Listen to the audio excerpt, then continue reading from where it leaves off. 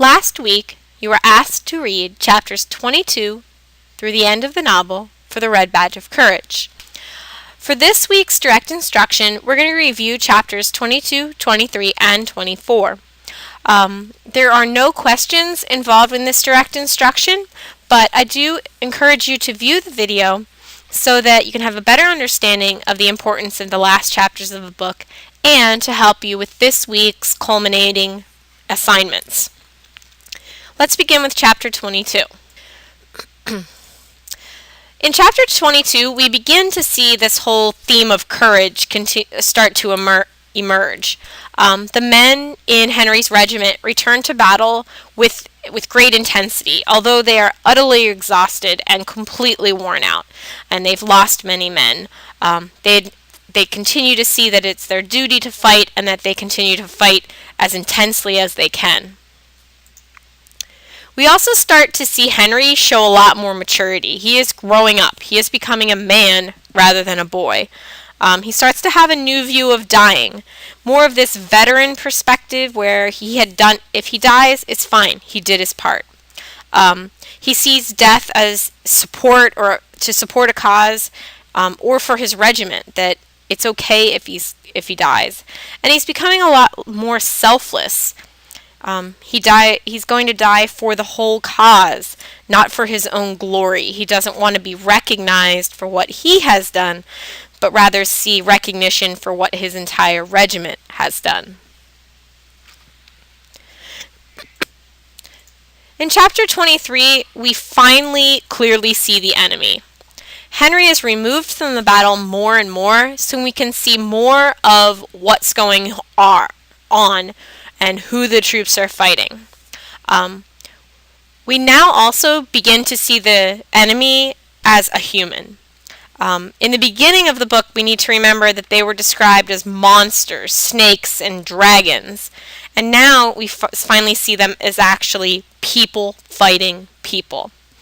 We also begin to feel some sympathy for the enemy. Consider the death of the enemy's flag bearer in thinking about this, that all he was doing was carrying the flag along, but he too became a victim of the battle.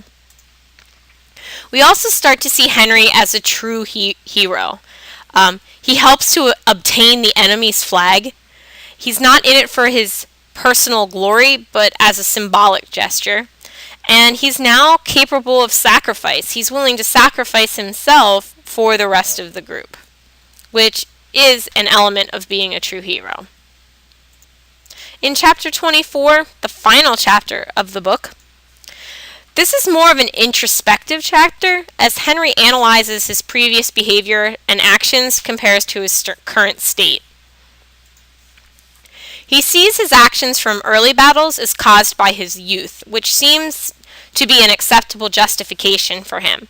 So he understands that running and being scared was part of being young and that he hadn't grown up yet, and that is acceptable. It's okay that he acted that way.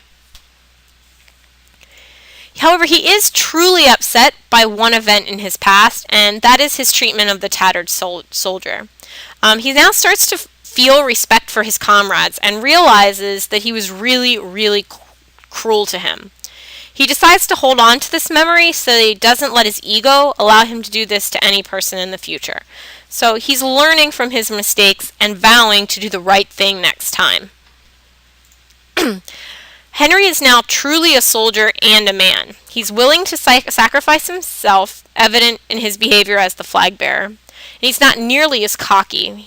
He now has a quietness about him. He is willing to sit back and take in what's going on. He's resolved to continue to fight with honor and dignity, and he's also humbled. He doesn't need to be so outspoken. The book ends with a symbol of hope and rebirth. The sun comes out through the rain clouds, and a new day has begun, especially for Henry. All of this insight that he has gained into himself, he's going to take forward and look at life and the war and the battle and his part in it in a new way. That brings us to the end of the book. If you have any questions about these 3 chapters, please feel free to send me an email and let me know. If you have any questions about the work for this week, any of the projects that I'm asking you to complete, please let me know again, and I will be more than happy to assist you as much as possible. Thanks, and have a good week.